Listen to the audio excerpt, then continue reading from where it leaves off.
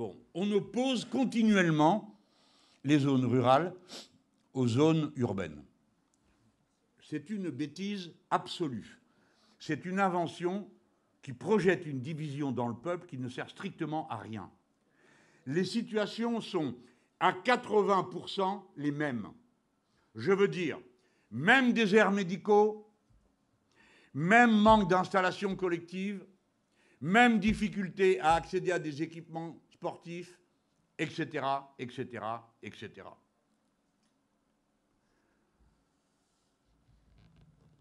Il y a du commun. Et puis, il y a du singulier, c'est-à-dire ce qui n'est pas pareil. Mais ne croyez pas des choses qu'on raconte et qui n'existent pas. J'ai entendu parler d'une division entre les tours et les bourgs. Je ne sais pas où aller. Il est clair que dans les tours, ça vote plus insoumis que dans bien des bourgs, mais c'est un problème politique, c'est rien d'autre. Et c'est un problème qui doit être politiquement réglé. Comment?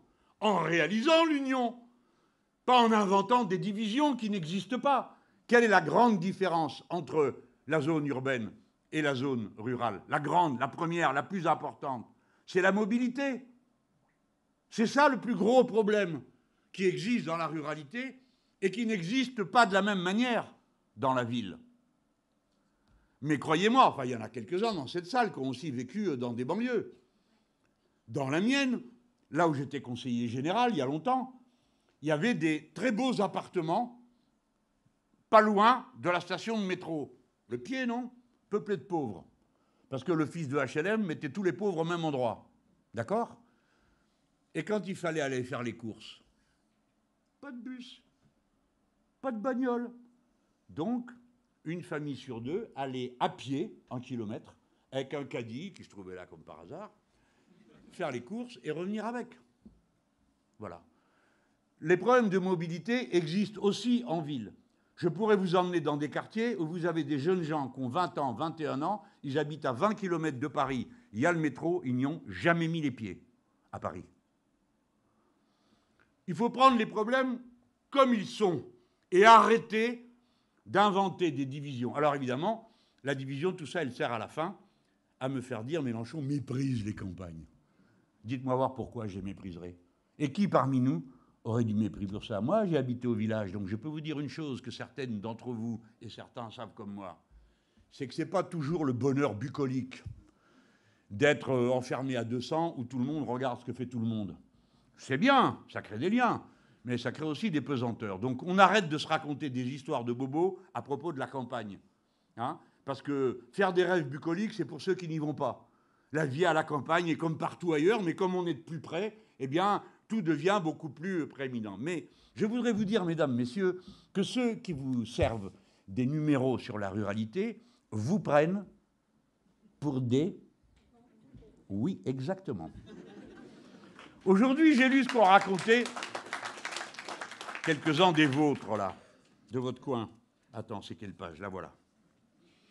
Alors celui-là, il est vice-président du conseil départemental du Lot. Alors c'est un socialiste. Notez que dans les socialistes, j'ai des copains, mais apparemment pas lui.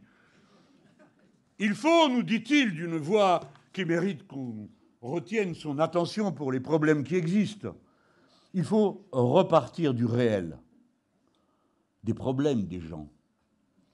La gauche est arrivée 1000 fois trop tard sur les déserts médicaux et le prix du carburant. Ce n'est pas normal qu'il n'y ait que le RN qui parle de bagnole et de fioul dans son programme. Car le rural, ce qu'il aime, c'est qu'on lui parle de bagnole et de fioul. Il y avait un type de droite qui avait dit « Oui, oui, les ruraux, on les connaît », c'était les gilets jaunes. Ils veulent fumer des gitanes de maïs dans leur bagnole au diesel. Vous vous rappelez de cette séquence? Là, c'est la même chose. Ce n'est pas normal qu'il n'y ait que le RN qui parle de bagnole et de fioul dans son programme. Et il faut être capable de dire tout ça avec des mots simples. Parce que le rural, en plus, ne comprenez pas. Et c'est pas moi qui l'ai dit, c'est lui. Mais je veux lui dire, écoute-moi bien, cher camarade. Hein, parce que c'est comme ça qu'on continue à se dire. Rémi Branco. Dis voir une chose. Dis voir une chose pendant qu'on est là à parler comme ça, amicalement, en copain. Parce qu'évidemment, c'est de ma faute, ça aussi, hein. Faut pas l'oublier. Oui, parce que Mélenchon, il a dit, on doit aller dans les quartiers populaires et dans la jeunesse, le reste, on laisse tomber, ça sert à rien. Conclusion, Mélenchon est contre qu'on aille dans les milieux ruraux. Puisqu'il y avait un micro qui était là, qui pendait au-dessus de moi, pour m'entendre dire ça. Mais personne n'a regardé avec qui je parlais. 2 jeunes filles de 14 et 15 ans. Alors vous auriez trouvé normal, quand elles ont demandé à un des leaders de la gauche « Qu'est-ce qu'on fait pour faire avancer nos idées ?» que je leur dise « Eh bien les filles, prenez vos trottinettes et allez dans la ruralité, convaincre les gens de voter à gauche. » Les parents auraient dit « Mais il est fou celui-là ! De quoi il se mêle? Jamais nos filles vont aller en trottinette dans la... » Bon, il y a le contexte, il y a à qui tu parles, qu'est-ce que tu es en train... Non, ça y est, me voilà avec la pancarte.